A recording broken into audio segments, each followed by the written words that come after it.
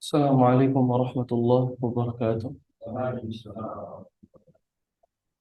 Alhamdulillahi rabbil alamin wa afdalus salah wa atammu taslim ala man arsalahu Allah hadiyan ila siratil mustaqim nabiyina Muhammadin wa ala alihi at-tahirin at-tayyibin wa radiyallahu 'anis sahabati minal ansari wal muhajirin wa 'anna ma'ahum wa fihim bi rahmatika ya akramal akramin thumma amma ba'd.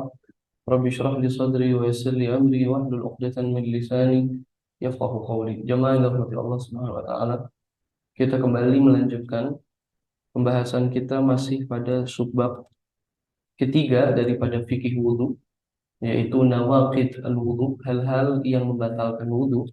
Di perjumpaan terakhir kita telah menjelaskan dua pembatal wudu. Yang pertama, keluarnya sesuatu daripada salah satu di antara dua lubang, kubul dan dubur. Yang kedua, zawalul aql, hilangnya akal, dengan penjelasannya. Hari ini kita masuk kepada yang ketiga, yaitu lams.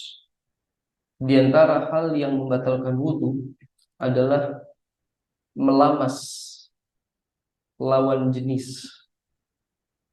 Melamas lawan jenis adalah salah satu pembatal wudu, sebagaimana disebutkan di dalam firman Allah Subhanahu wa taala, "Aw lamastumun nisa", atau ketika kalian melamas wanita. Maksudnya lawan jenis.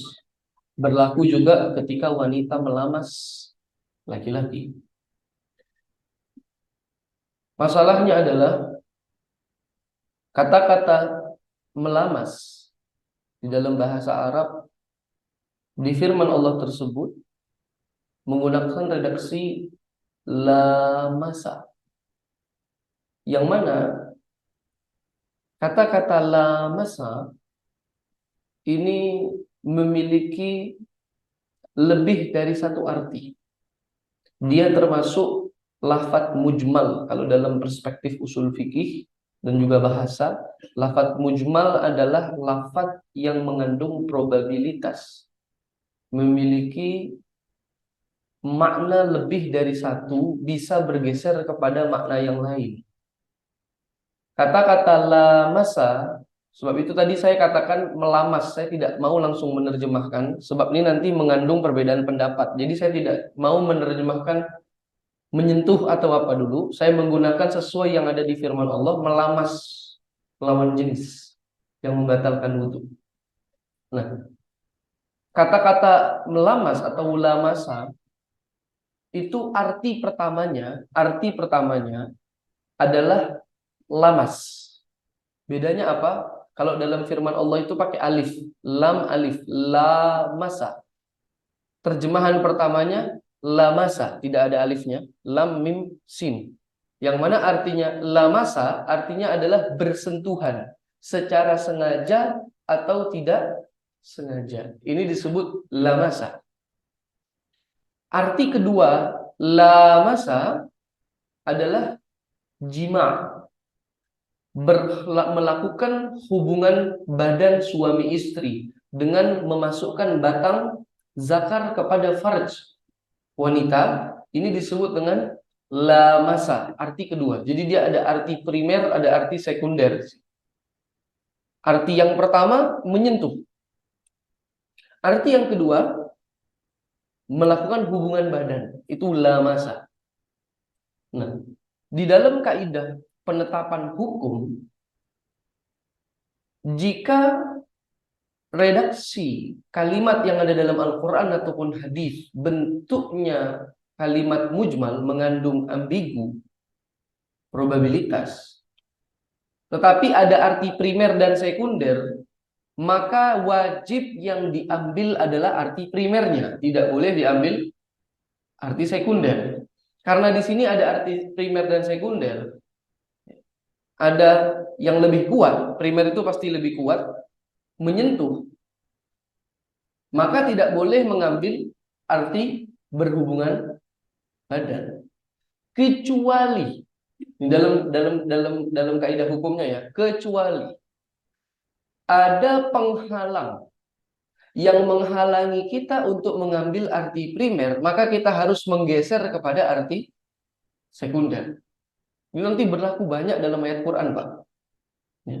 Tapi saya mau bicara dalam konteks ini saja, karena konteks yang lain mungkin Bapak-Bapak sering dengar perdebatan teologis tentang apakah Allah itu bersemayam di atas arsy, kan begitu. Ar-Rahmanu 'alal 'arsy istawa.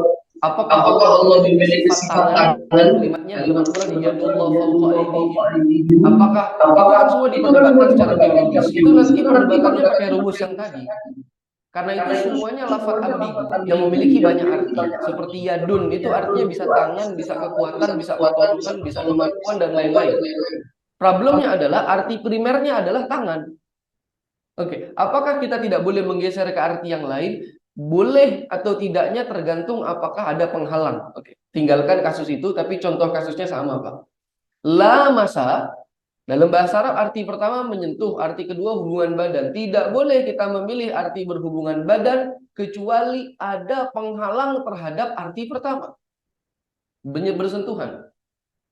Oke, Al-Imam Abu Hanifah dan mazhabnya Hanafi, ini mazhab tertua, mendapatkan hadis Nabi Muhammad SAW, riwayat yang diriwayatkan daripada istri Nabi Aisyah, tentang yang disebut dengan hadis qublah, bahwa Nabi Muhammad itu mengecup istrinya sebelum melakukan sholat zuhur, lalu tidak berwudu langsung sholat setelah mengecup. Maka dari hadis ini menunjukkan Nabi bersentuhan dengan istrinya tanpa melakukan wudhu lagi, langsung sholat.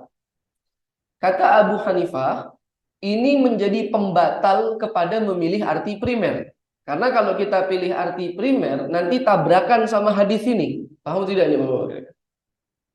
Gara-gara ada hadis ini, maka maksud dari la masa berarti arti kedua. Harus kita geser dari arti pertama bersentuhan menjadi arti kedua, yaitu hubungan badan.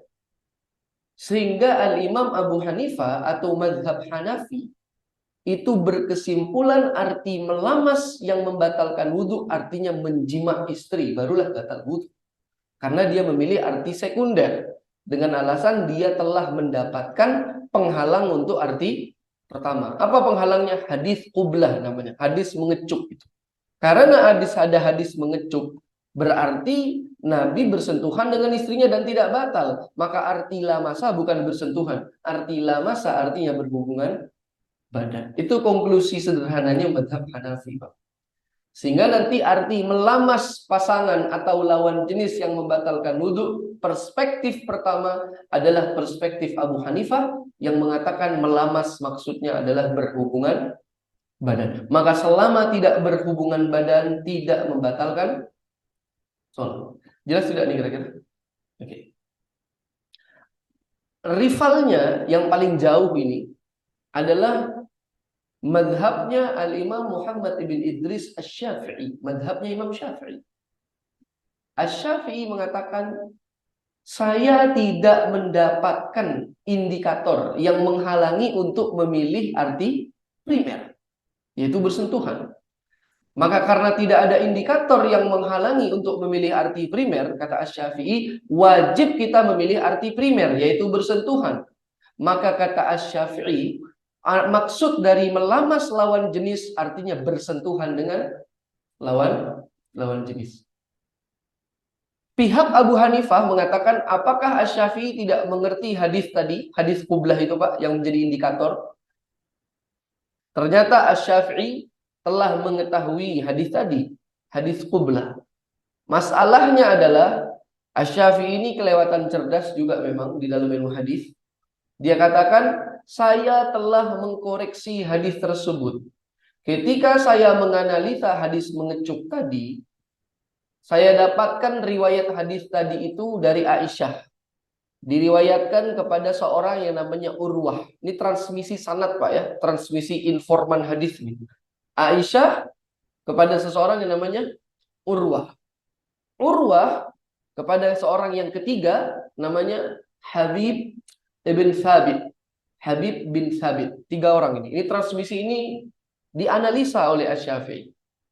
Asy-Syafi'i mengatakan seorang yang namanya Habib ibn Thabit di dalam ilmu hadis disepakati bahwa yang namanya Habib ibn Thabit tidak pernah meriwayatkan hadis kecuali kepada orang yang namanya Urwah al-Muzani. Ya, ini kenapa saya perlu papan. Sebenarnya saya mau menjelaskan ini, tapi nggak apa-apa. Saya pelan-pelan usahakan supaya bapak-bapak paham.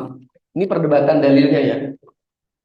Jadi Asy-Syafi'i bilang si Habib ini transmisi terakhir yang ketiga disepakati oleh ahli hadis, dia hanya meriwayatkan hadis dari satu orang namanya Urwah al-Muzani. Oke. Masalahnya adalah Urwah al-Muzani tidak pernah meriwayatkan hadis dari Aisyah, bahkan tidak hidup sezaman dengan Aisyah dan tidak jumpa dengan Aisyah. Bagaimana dia bisa mendapatkan informasi hadis dari Aisyah? Sementara si Urwah al-Muzani ini tidak pernah jumpa, jangankan meriwayatkan, Pak, jumpa saja tidak pernah. Hidup di zamannya saja nggak ketemu itu. Maka Asy-Syafi'i mengkoreksi dan menganalisa ini terdapat kecacatan transmisi informan hadis. Sanad ini bermasalah. Ya. Oke. Terima kasih. Ini papannya baru muncul. Karena sanad ini bermasalah, Pak, maka Asy-Syafi'i mengatakan hadis ini tidak bisa dipakai menjadi alasan, tidak dipakai. Jadi bukan berarti Asy-Syafi'i itu nggak ngerti hadisnya, sebagaimana klaim sebagian orang. Mohon maaf ya Pak ya, saya agak gimana ya, menggelitik hari ini. Ada orang baru belajar hadis, baru belajar 4 tahun hukum Islam, baru dapat gelar LC, terus mengatakan Anda mau ikut Nabi atau mau ikut Asy-Syafi'i. Asy-Syafi'i itu belum kenal hadisnya, dia nggak ngerti. Ulama itu tahu betul hadisnya, cuman yang dikoreksi adalah pemahamannya satu. Kedua, transmisi sanadnya benar atau tidak.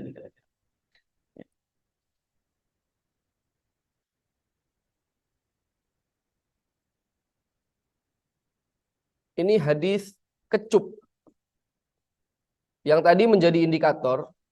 Perawinya itu dari seseorang yang namanya Habib bin Thabit, dari seorang yang namanya Urwah, dari seseorang yang namanya Aisyah.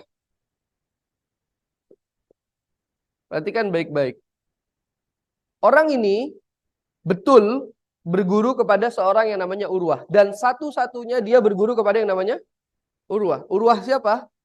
Al-Muzani. Oke. Problemnya adalah, kata Syafi'i, Urwah al-Muzani ini nggak pernah jumpa sama ini. Bagaimana mau meriwayatkan? Berguru bagaimana mau berguru? Ketemu saja nggak. Bahkan tidak lahir di zaman Aisyah masih hidup. Jadi Aisyah sudah mati baru lahir ini Urwah ini. Gimana dia mau mengambil informasi hadis dari seorang yang namanya Aisyah sementara dia tidak pernah jumpa? Maka terjadi kecacatan di sini. Sehingga nanti Asy-Syafi'i langsung membatalkan hadis ini. Maqtu', terputus transmisi sanad. Hadis ini tidak bisa dipakai sebagai indikator. Berarti kaidah hukum awal terpakai lagi. Karena tidak ada penghalang untuk memilih arti pertama dalam arti la masa, maka arti yang harus kita pakai arti pertama. La masa artinya bersentuhan. Pihak Abu Hanifah membantah. Abu Hanifah mengatakan Urwah yang dimaksud di sini bukan Urwah al-Muzani, tetapi Urwah yang lain, namanya Urwah juga bin Zubair. Perhatikan ya Pak ya. Ini ulama ini ribet dia perdebatannya. Bin Zubair. Urwah bin Zubair disepakati oleh ulama jumpa dengan Aisyah. Betul dia kalau Urwah bin Zubair ini.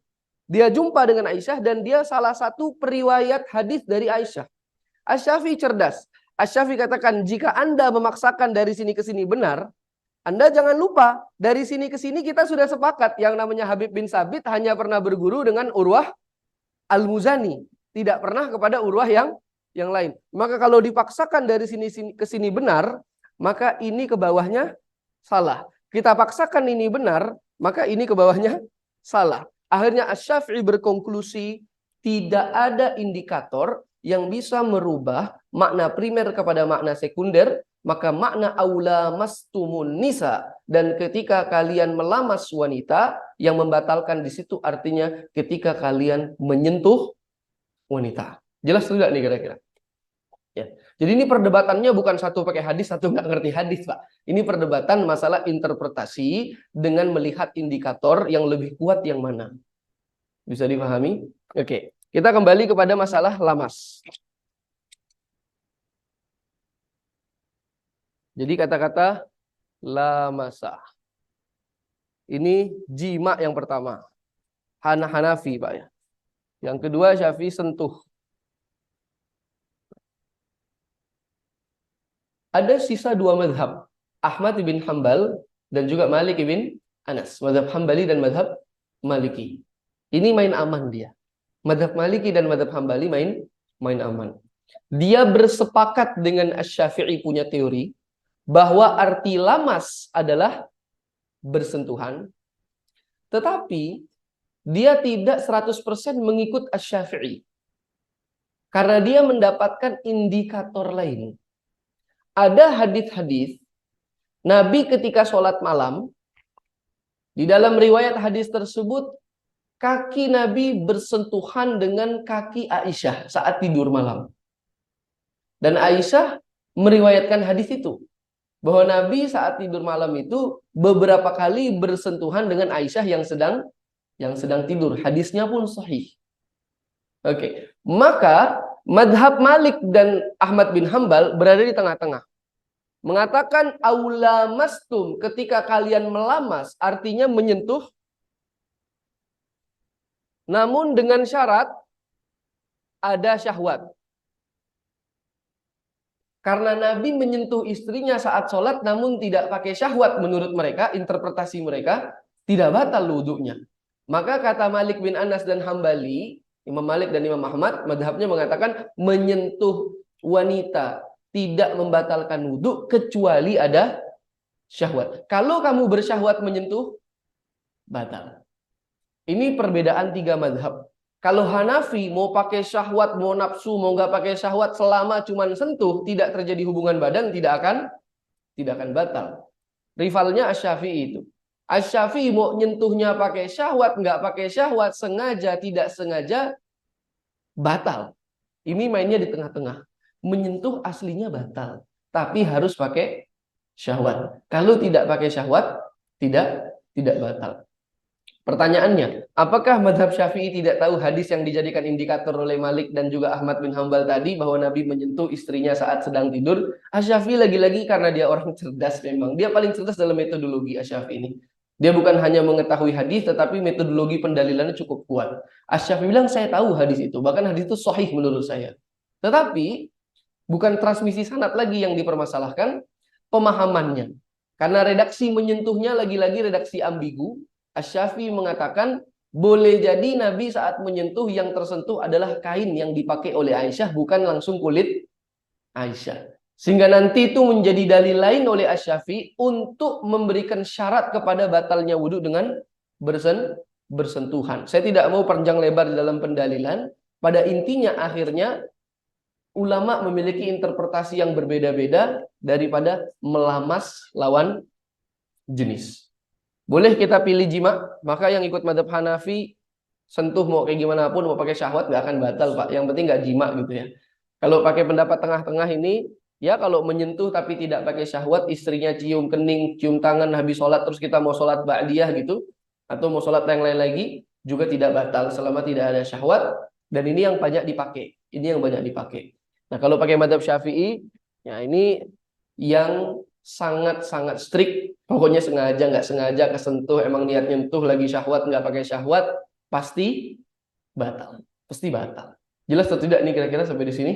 Ada pertanyaan dulu seputar perbedaan ini. Jadi, pembatal yang ketiga daripada berwudu, melamas lawan jenis. Saya tidak mau menyebutkan bersentuhan, karena nanti saya memihak kepada Asy-Syafi'i. Atau saya tidak mau menyebut berjima karena nanti memihak kepada Abu Hanifah, atau saya tidak mau mengatakan bersentuhan dengan syahwat memihak kepada pendapat Hambali dan Maliki. Kesemuanya sama kuat dalilnya, bisa diikuti. Kalau saja saya ingin memperkuat, saya bisa memperkuat mazhab Syafi'i karena dalilnya sangat kuat sekali. Nanti ada qiraat versi lain di dalam Al-Qur'an, karena macam-macam bacaan Al-Qur'an ini banyak versi, Pak ya. Yang mutawatir ada 7 bentuk bacaan Al-Qur'an. Salah satu qiraat yang mutawatir itu redaksinya au lamastum. Pakai redaksinya bukan lamastum tetapi lamastum, yang secara langsung artinya adalah bersentuhan. Ini menjadi penguat kepada dalil madhab Syafi'i juga yang mengatakan artinya bersentuhan. Tapi silahkan dipilih salah satu di antara tiga ini. Silahkan, ada pertanyaan sampai di sini? Ada pertanyaan? Nanti selanjutnya saya akan masuk ke sini, Pak. Karena mayoritas di Indonesia saya lihat menganut madhab Syafi'i yang bersentuhan itu. Nanti kita akan lihat bersentuhan akan membatalkan dengan syarat juga ternyata. Walaupun bukan syahwat syaratnya, tetapi nanti ada syarat-syarat yang lain. Yang jika syarat itu tidak terpenuhi, maka bersentuhannya tidak batal. Paham atau tidak ini kira-kira? Oke, ada pertanyaan? Silakan. Waalaikumsalam. Saya menanyakan terkait apa namanya,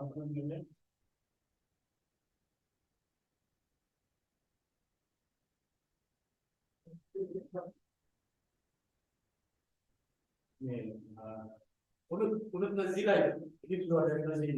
Oke. Kunut nazilah itu untuk apa tujuannya? Kunut nazilah di antara kunut yang disunahkan jika terjadi yang pertama musibah yang menimpa banyak orang.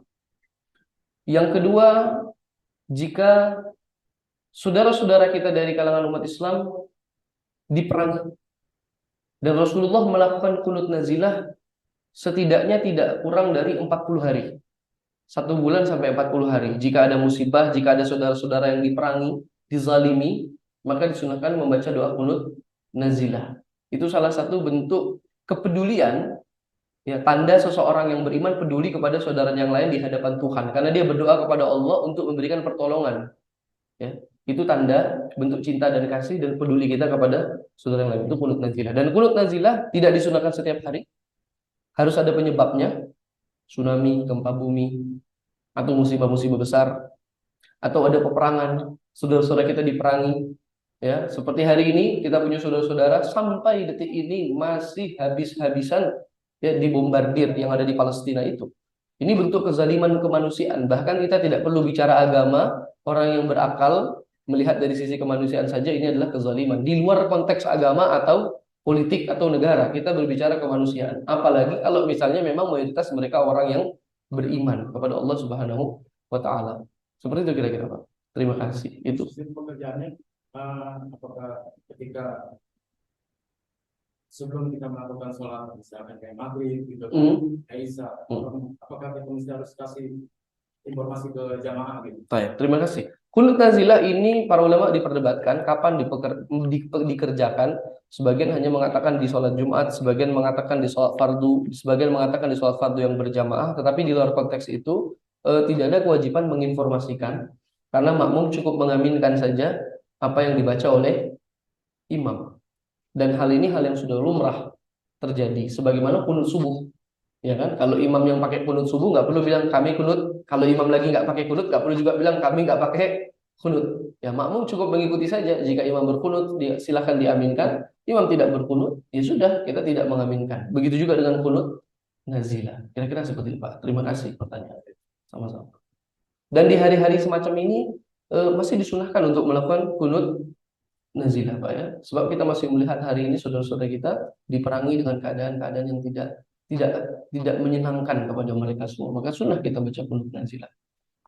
Ada pertanyaan lain? Silakan. Pertanyaan berkaitan masalah ini.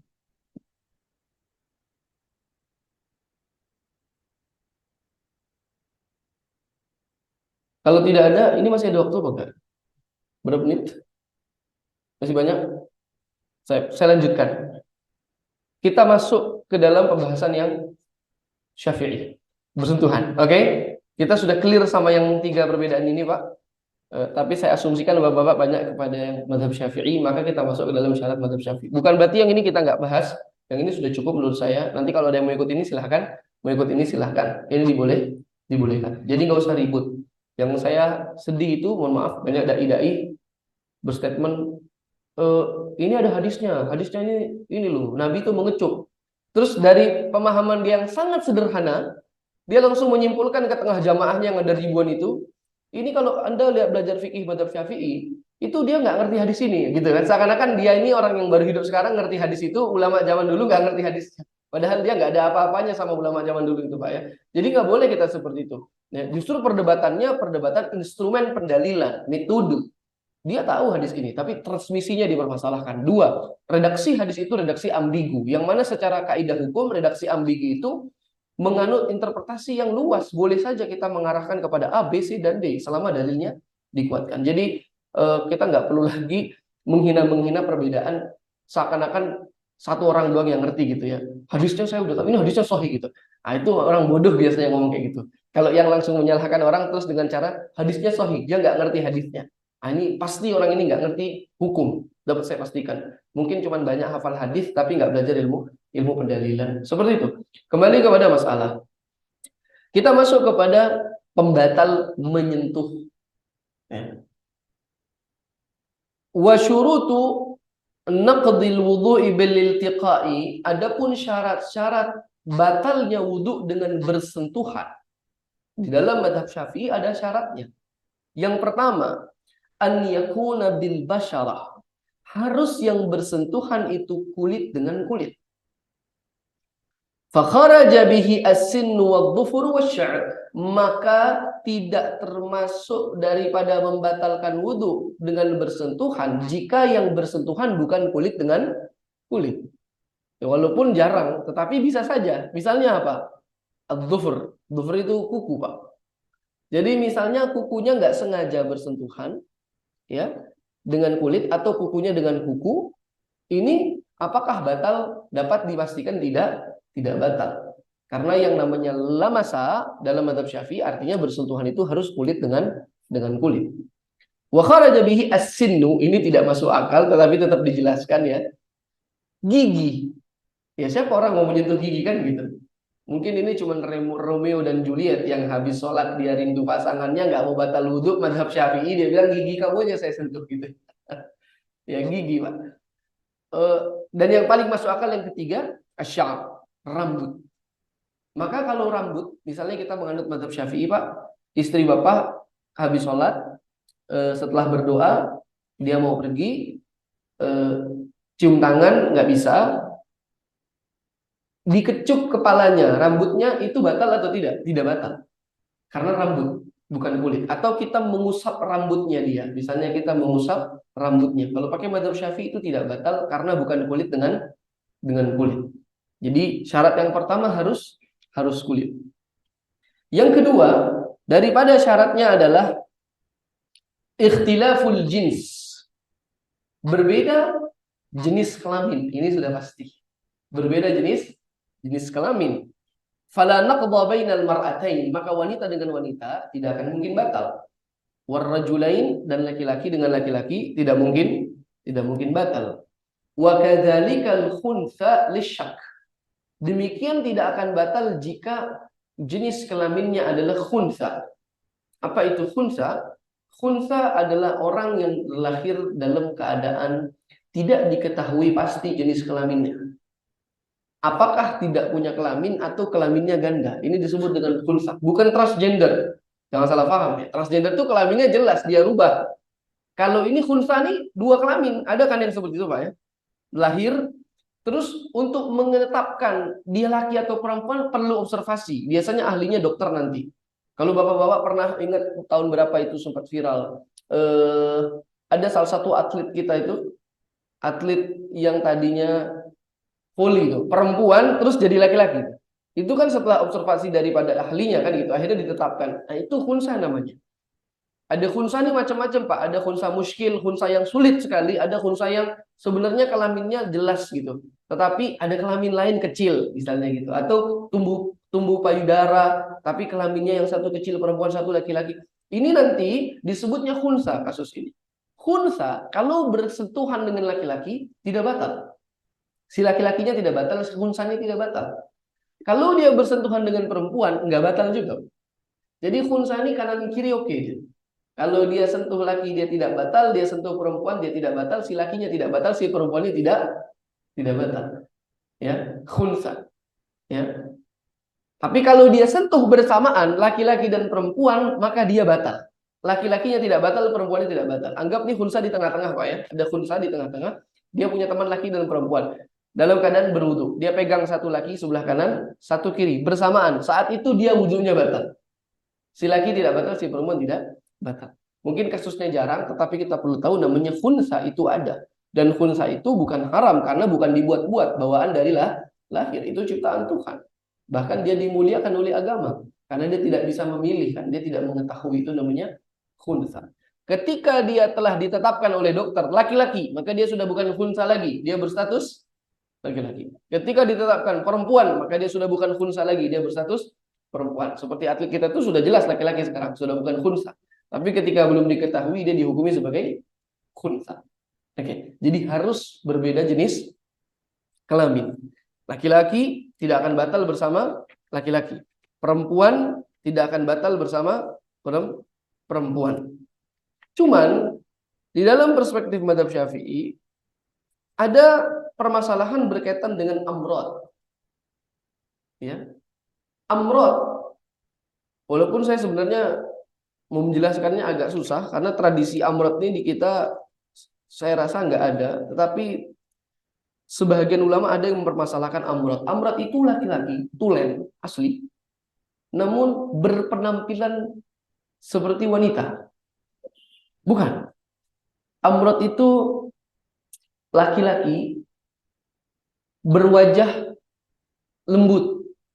Apa maksudnya ya? Saya jelaskannya susah. Ada nggak Pak pernah lihat orang laki tapi kayak perempuan mukanya? Bukan dibuat-buat, bukan dia mewanita-wanitakan diri, bukan. Laki-laki berwajah cantik. Wajahnya cantik. Tidak berkumis, tidak berjanggut, berwajah putih, bibirnya tipis, badannya kurus. Seperti wanita. Ada kan yang seperti ini? Bukan dibuat-buat juga. Bukan dibuat-buat. Nah, kalau yang dibuat-buat jelas itu disebut juga sebagai amrad. Ya, ini yang bawaan ini. Namanya amrad. Nah, amrad ini jika bisa membuat laki-laki tertarik dengan melihatnya lebih daripada melihat laki-laki yang lain, walaupun rata-rata kalau laki-laki sehat, walaupun secantik apa kalau namanya laki, siapa yang mau kan gitu Pak. Tapi ada juga kadang-kadang orang yang menyukai amrod. Orang menyukai amrod. Biasanya itu tradisi orang yang selalu tinggal di asrama, Pak. Mohon maaf ya, itu pesantren, asrama-asrama dan semisalnya itu paling banyak laki-laki suka amrod. Karena mereka nggak pernah jumpa wanita. Ya. Jadi ngelihat laki-laki nggak ada kumis, nggak ada jenggot, kulit putih, hidung mancung, bibir tipis. Ini bahaya ini. Ya. Maka itu saya menyarankan tidak usah terlanjur disekat-sekat lah laki-laki dan perempuan. Biarkan mereka tumbuh bersama dari masih kecil sehingga nanti laki-lakinya itu normal. Karena memang laki-laki itu dalam bahasa agama zuina linnasi hubbus syahwat minan nisa. Allah yang bilang itu. Laki-laki itu memang diberikan oleh Tuhan anugerah menyukai wanita, menyukai yang cantik-cantik. Kalau dia nggak dikasih jumpa wanita, akhirnya dia cari laki-laki yang cantik kan gitu. Repot akhirnya. Nah ini namanya amrad. Sebagian ulama mengatakan menyentuh amrad ini bisa membatalkan wudu. Laki-laki menyentuh amrad bisa membatalkan wudu. Jika dengan dia menyentuh amrad membuat dirinya bersyahwat. Membuat dirinya bersyahwat. Saya rasa itu nggak penting lah dibahas di sini. Karena tradisi menyukai amrad jarang di sini. Saya jujur-jujuran bapak-bapak, ini bukan lagi menghina atau apa. Di sebagian negara Arab banyak orang menyukai amrad. Ya, di sebagian negara Arab. Maka itu dibahas di kitab-kitab fikih. Kalau di kita jarang ya. Mudah-mudahan ya. Walaupun akhir zaman nih udah masya Allah semuanya beda sekarang. Orientasi seksualnya udah campur aduk. Tapi kalau di sebagian wilayah Arab itu ada orang-orang yang bermasalah menyukai amrad. Jadi dia suka laki-laki yang bentuknya seperti wanita. Itu disukai. Sebab itu di fikih dibahas. Kenapa dibahas? Untuk mengakomodir masalah itu. Kalau di kita jarang ya nggak perlu kita bahas lah. Intinya syarat yang kedua berbeda jenis kelamin. Syarat yang ketiga, an yakuna ajnabiyain. Si yang menyentuh yang disentuh harus dua-duanya ajnabi, orang asing. Apa maksudnya orang asing? Maksudnya orang asing bukan mahram abadi. Bukan mahram abadi. Mahram itu ada mahram abadi, ada mahram yang tidak abadi. Ada yang tidak mahram, namanya ajnabi. Jadi manusia ditinjau dari segi status dengan orang lain dalam hukum fikih terbagi menjadi tiga, Pak.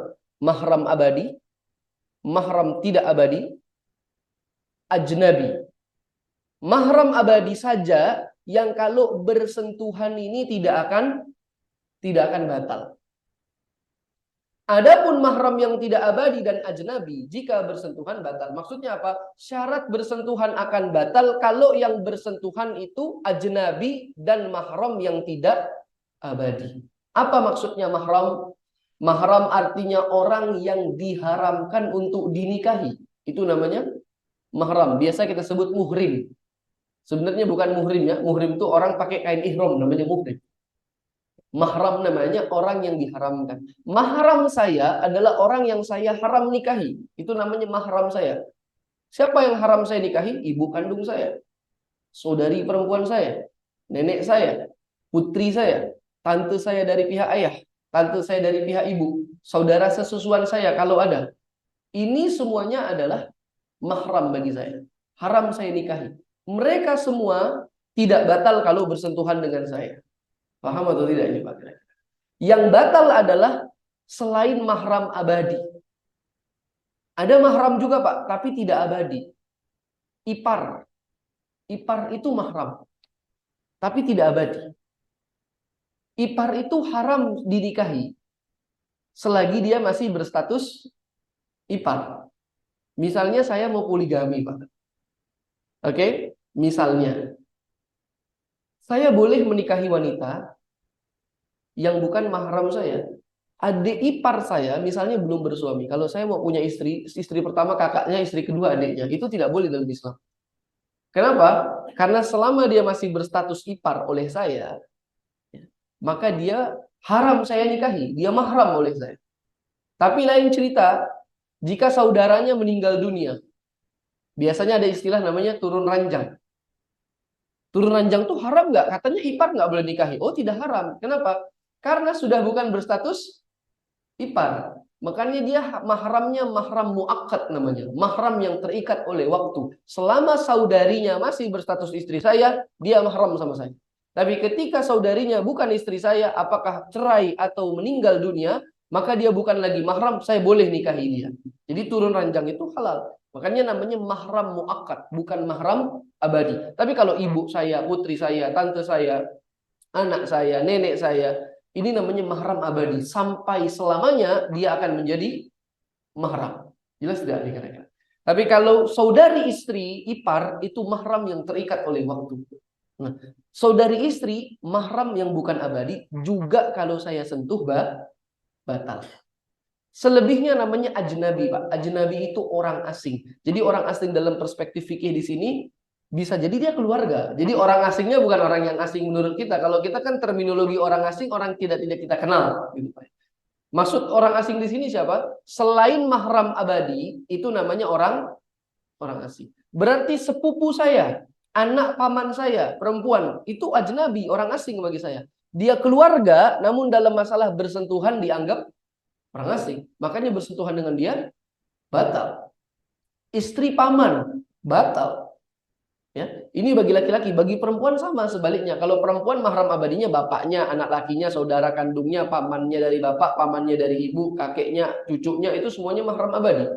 Tapi selain itu namanya ajnabi, orang asing. Syarat yang membatalkan wudhu dengan bersentuhan harus yang bersentuhannya bukan mahram abadi. Karena kalau mahram abadi yang bersentuhan tidak akan batal wudhu. Mertua masuknya kemana mertua? Ajnabi, mahram muakkad atau mahram abadi? Mertua mahram abadi, Pak. Jadi sama mertua kita tidak batal wudhu. Ketika dia menjadi mertua kita, dia menjadi mahram oleh kita selama-lamanya. Makanya tidak ada istilah mantan mertua. Nggak boleh dalam Islam, istrinya mati, ibunya istri dinikahin, itu tidak boleh. Paham maksudnya Pak? Istrinya mati, ibunya istri dinikahin. Kan ada gitu ya, orang nikah sama mertuanya sendiri. Hukumnya apa? Haram. Karena yang namanya mertua telah menjadi mahram abadi. Walaupun anaknya kita cerai, tetap ibunya itu masih mahram sama kita. Walaupun anaknya kita cerai, anak perempuannya, ibunya si anak perempuan yang dicerai ini tetap statusnya masih mahram sama laki-laki yang pernah menikahi si anak itu. Jadi mertua itu mahram abadi. dia setelah kita akad nikah, saya terima nikahnya, saat itu dia jadi mahram abadi oleh kita, maka dia tidak batal kalau kita sentuh. Wudhu tidak akan pernah batal. Jelas? Jadi syaratnya yang ke berapa tadi? Yang ketiga, harus mahram abadi. Ada pertanyaan di syarat ketiga ini atau syarat kedua, syarat pertama? Ada pertanyaan? Pembatal wudhu dalam mazhab Syafi'i?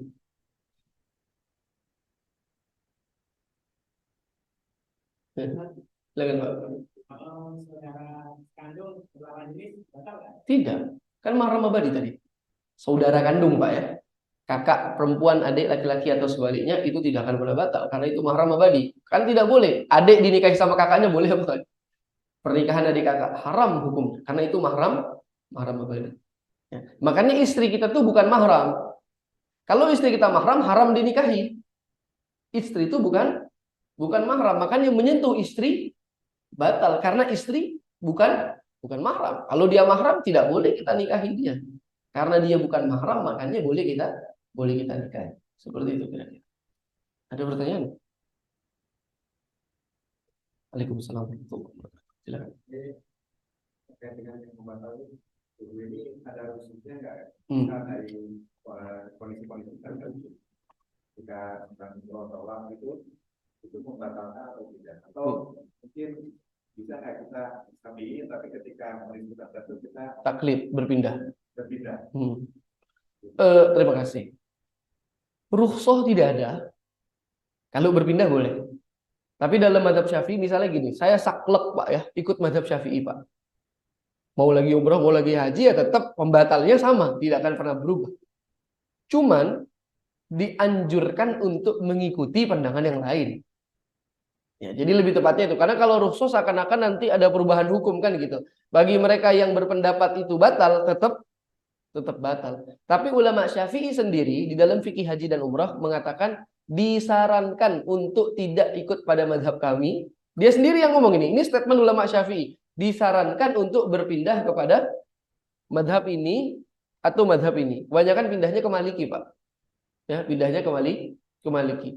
Kenapa? Karena repot kalau pakai mazhab Syafi'i. Nanti tawafnya belum sampai 7 kali muter, batal terus, Pak. Sentuh istri nggak sengaja, istrinya pegangan dia, batal lagi. Pegang nggak sengaja ketemu orang, kesentuhan, batal lagi. So itu dalam mazhab Syafi'i, dalam masalah haji dan umrah, ulama sendiri, mazhab Syafi'i mengatakan kami menyarankan untuk bertaklid, berpindah kepada mazhab yang lain. Jadi dibolehkan. Kalau saya boleh kasih catatan kaki, sebenarnya berpindah tuh nggak mesti mungkin haji umrah. Kenapa saya jelaskan ini sekarang? Karena bapak-bapak mau ikut pendapat ini sekarang pun boleh apa nggak ini kira-kira? Boleh saja. Karena kekuatan hukumnya di dalam perspektif Islam antara mazhab Syafi'i, Hambali dan Maliki dan juga Hanafi sama-sama kuat. Yang penting kita menguasai problematika wudhu secara komprehensif kan gitu. Berarti kalau Bapak pengen ikut ini, silahkan pelajari wudhu mazhab Maliki secara komprehensif. Dari fardunya, rukun wudhunya, makruhnya, sunatnya, syarat-syarat sahnya, dan juga hal yang membatalkannya. Kalau sudah dimengerti masalah itu, ikuti. Bahkan setiap hari, saya sholatnya pakai mazhab Syafi'i, wudhunya pakai mazhab Maliki. Nanti masalah penikahnya pakai mazhab Hanafi. Boleh nggak kira-kira? Hah? Boleh. Yang tidak boleh itu talfik, mencampur-campur aduk pendapat di dalam satu kasus yang sudah saya jelaskan berkali-kali. Ya Pak ya, itu campur-campur dalam satu kasus namanya talfik. Cara wudhunya mazhab Syafi'i, yang membatalkannya mazhab Maliki. Paham tidak nih kira-kira? Ini namanya talfik, tidak boleh. Tapi kalau pindah-pindah dalam kasus-kasus yang utuh, itu dibolehkan. Dan memang dalam fakta kejadiannya kita tuh seperti itu. Kita itu dalam ibadah sholat, ada yang mazhab Syafi'i, ada yang mazhab Hambali, ada yang Maliki. Di Indonesia, muamalah jual beli kita tidak pakai mazhab Syafi'i, Pak. Kita tuh pakai mazhab Maliki dan Hanafi. Siapa di sini yang pakai mazhab Syafi'i? Siapa di sini ada yang kalau belanja akad dibacakan, saya beli ini 5.000, saya jual ini 5.000, saya terima. Adakah yang seperti itu? Tidak ada. Itu dalam mazhab Syafi'i tidak sah. Ya, namanya bai'ul mu'athah. Itu mazhab Maliki. Siapa di sini yang makan di warung Tegal habis makan habis bayar baru makan atau makan dulu baru bayar? Dalam mazhab Syafi'i itu haram hukumnya, tidak sah. Tetapi kita menggunakan mazhab yang lain. Itu mazhab Malik. Kalau mazhab Syafi'i Pak tidak boleh menggunakan barang yang kita beli sebelum kita bayar. Itu mazhab Syafi'i. Itu dalam akad itu. Tapi faktanya kan enggak ya Pak ya. Jadi kita itu sebenarnya enggak Syafi'i banget ya. Kita Syafi'i. Iya, nggak Syafi'i, nggak usah lah fanatik gitu ya. Mohon maaf ini teman-teman yang terlanjur fanatik. Kalau kita fanatik, kita bingung nanti. Ya, nanti saya bicara zakat itu nggak Syafi'i banget. Perbankan syariah itu nggak Syafi'i banget. Kita ini sudah produk yang campur aduk yang dibenarkan. Ya, apalagi kalau masalah muamalah, wah itu udah fikihnya bukan fikih empat mazhab lagi, fikih Indonesia. Ya, iya, karena reformasi hukum Islam di Indonesia ini cukup signifikan itu. Ya, intradoktrinal, ekstradoktrinal, terus lagi nanti dikompilasi. Makanya kan ada KHI itu, kompilasi hukum Islam dan semisal itu justru campur aduk itu semua. Bener apa nggak diikuti? Bener, justru itu dalilnya sangat sangat kuat. Yang mempermasalahkan itu baru baca fikih konservatif aja, Pak. 2-4 kitab saja baru dibaca sama dia. Dia belum baca lagi yang lain, sehingga mempermasalahkan itu kan gitu. Jadi boleh. Saya tidak hanya menyarankan pas lagi haji dan umroh. Jika bapak-bapak merasa kayaknya mendingan yang inilah kalau sentuh nggak batal gitu ya, silahkan, silahkan, tidak menjadi masalah. Terima kasih. Ada lagi pertanyaan? Ada Zoom ya? Nggak ada pertanyaan di Zoom. Oke. Kalau nggak ada, saya cukup ya. Masih ada waktu? Ada pertanyaan? Pas. Iya. Kalau kata istilah Arab ini minal wajhi syahidun alil khabar. Dari wajah informasi telah diketahui. Ya, Pak, ya. Orang kan kalau datang gimana apa kabar? Itu wajahnya wajah-wajah senang, informasi positif biasanya. Tapi kalau misalnya iya ini saya lagi ini informasi pinjam duit kan gitu. Jadi minal wajhi syahidun. Dari wajah sudah kelihatan seperti kita mau istirahat ya. Insya Allah kita lanjutkan perjumpaan akan datang. Kita masih berbicara hal-hal yang membatalkan wudhu. Tadi masih ada 2 syarat, Pak. Jadi masih ngomong yang bersentuhan. Tadi kan baru 3 ya. 1 kulit dengan kulit, 2 lawan jenis, 3 orang asing. Nanti yang 4 ke 5 masih ada belum saya jelaskan di perjumpaan akan datang. Lalu kita masuk kepada pembatal wudhu yang selanjutnya. Insya Allah sampai di sini dulu. Kurang lebihnya mohon maaf. Subhanakallahumma bihamdika asyhadu an la ilaha illa anta astaghfiruka wa atubu ilaik. Wa sallallahu ala sayyidina Muhammadin wa alihi at-tahirin at-tayyibin. Walhamdulillahirabbil alamin. Assalamualaikum warahmatullahi wabarakatuh.